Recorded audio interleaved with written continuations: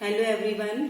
पिछली कक्षा में हम लोगों ने हिंदी शिक्षण के उद्देश्यों के विषय में चर्चा की थी और आज हम हिंदी भाषा शिक्षण करते समय किन सिद्धांतों और सूत्रों का प्रयोग करते हैं इसके बारे में बात करेंगे। हिंदी शिक्षण की सफलता के लिए सबसे पहले तो विद्यार्थियों की रुचियों एवं योग्यताओं को ध्यान में रखना बहुत आवश्यक होता है। जिस विषय को पढ़ाना है, जिस विषय के बारे में हमें ज्ञान देना है, उसकी विशिष्टताओं को ध्यान में रखना भी उतना ही महत्वपूर्ण है। किंतु हिंदी भाषा शिक्षण करते समय हिंदी भाषा की प्रकृति को ध्यान में रखना आवश्यक होता है। चलिए हम जानते हैं कि हिंदी शिक्षण के सिद्धांत कौन कौन से हैं।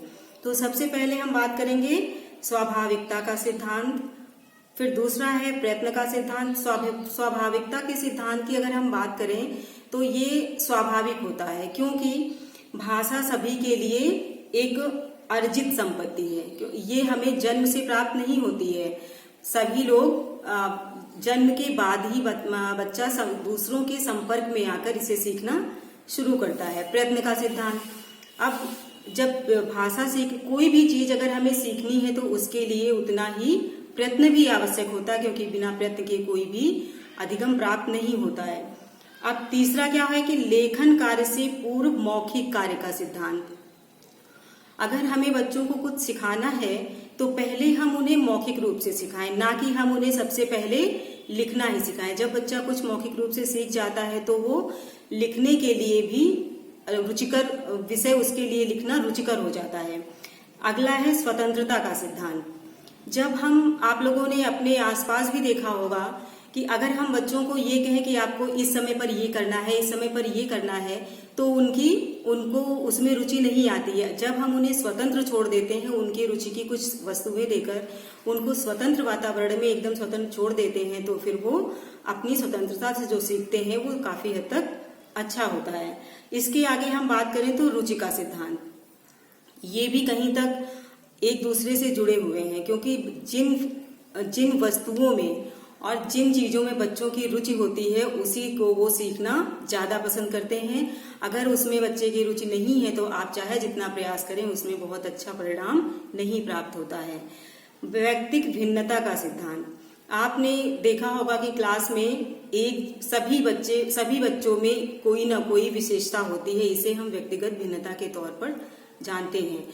एक अध्यापक को ये चाहिए कि जब बच्चे भाषा सीख रहे हैं तो उस समय सभी बच्चों के शुद्ध उच्चारण पर और वर्तनी पर बराबर ध्यान देना चाहिए। अब आगे बात करते हैं बाल केंद्रिता का सिद्धांत। क्योंकि हमारा जो शिक्षण है वो बाल केंद्रित है, इसलिए जो हम विषय वस्तु पढ़ाने जा रहे हैं हमें ध्यान रखना होगा कि वह बच्चे की आयु, योग्यता और रुचि के अनुसार हो। अगला है क्रियाशीलता का सिद्धांत। क्रियाशीलता के सिद्धांत से तात्पर्य यह है कि क्लास में सिर्फ शिक्षक के क्रियाशील होने से ही परिणाम अच्छे प्राप्त नहीं होंगे, बच्चों का भी क्रियाशील होना उतना ही आवश्यक है। चयन का सिद्धांत, चयन के सिद्धांत से तात्पर्य यह है कि हमें पढ़ाने से पहले उस विषय वस्तु में ये निर्धारित कर लेना चाहिए कि किस बिंदु को हमें पहले पढ़ाना है और किस बिंदु को हमें बाद में पढ़ाना है। जैसा कि हम उद्देश्यों के समय करते हैं, पहले हमें कौन से उद्देश्य प्राप्त करने हैं और उसके बाद हमें किन उद्देश्यों की बात करनी है। विभाजन का सिद्धांत, ठीक इसी तरह हमें एक शिक्षक को ये चाहिए कि वह ये निर्धारित कर ले कि हमें विषय वस्तु को विभाजित करके कि उसको कौन से उद्देश्य पहले प्राप्त करने। अगर सभी उद्देश्यों का शिक्षण एक साथ किया जाएगा तो किसी भी उद्देश्य में सफलता प्राप्त नहीं हो पाएगी। अनुकरण का सिद्धांत, अनुकरण का सिद्धांत उतना ही आवश्यक है जितना कि बाकी सभी सिद्धांत आवश्यक हैं। बालक जब तक अनुकरण में रुचि नहीं लेंगे तब तक उनका शिक्षण अच्छे से नहीं हो पाएगा। स्वयं संशोधन का सिद्धांत, जैसा कि शब्द से ही प्रतीत हो रहा है, स्वयं संशोधन। आपने देखा होगा कि कोई बच्चा अगर तोतला बोलता है, मान लीजिए वो रोटी को लोती बोलता है और बार बार उसे कोई चढ़ाना शुरू कर देता है तो वो खुद ही स्वयं फिर रोटी बोलने का प्रयास करता है और वो कुछ अभ्यास के प्रयास के बाद ही वो उस चीज को अपने आप ही सही कर लेता है।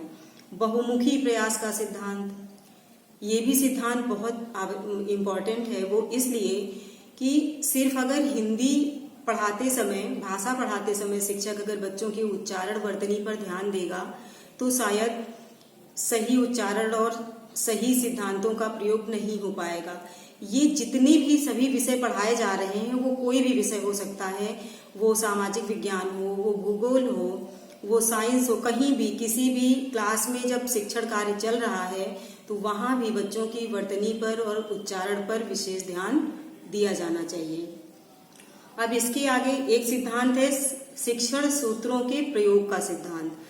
तो हम इस सिद्धांत के अंतर्गत कौन कौन से सूत्र आते हैं, हम इनके बारे में भी जानेंगे, क्योंकि जब तक आपको सिद्धांत सूत्रों का ज्ञान नहीं हो पाएगा तब तक आप पाठ योजना अच्छे तरीके से नहीं बना पाएंगे।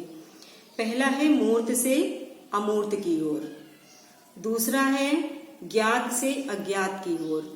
ज्ञात से अज्ञात की ओर से क्या मतलब है, जैसे कि बच्चे का जो पूर्व ज्ञान है, हम जो नई चीजें सिखानी है उसे उनको पूर्व ज्ञान से संबंधित करके जोड़कर सिखाएं तो ये बहुत आसान हो जाता है।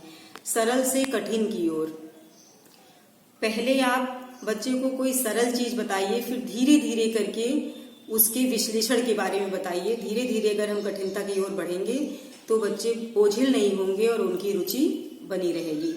पूर्ण से अंश की ओर, बच्चा सबसे पहले वो अगर स्कूल आता है, रास्ते में वो बहुत सारी चीजें देखता होगा। यहाँ तक एक बहुत छोटा सा उदाहरण ले लीजिए, जैसे वो पेड़ पौधे देखता है। उसने ये तो देख लिया कि पेड़ एक ये बहुत बड़ा पेड़ है, लेकिन उसके बाद हमको ये बच्चे को अगर जब हम ये सिखाते हैं कि इसमें तना कौन सा है, पत्तियां कैसे बनती हैं, ये हरे कैसे रहते हैं, ये भोजन कैसे बनाते हैं, तो ये क्या हुआ, हम पूर्ण से अंश की ओर जा रहे हैं।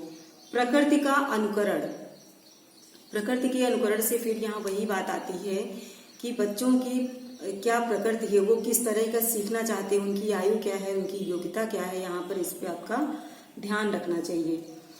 विश्लेषण से संश्लेषण की ओर, मनोविज्ञान से तार्किकता की ओर, बच्चों को हम कुछ इस तरह से सिखाएं कि बच्चे अपने आप ही उस चीज के बारे में तर्क करना जब सीख जाएंगे तो हमको ये लगेगा तो हमारा सिखाना सफल हो जाएगा।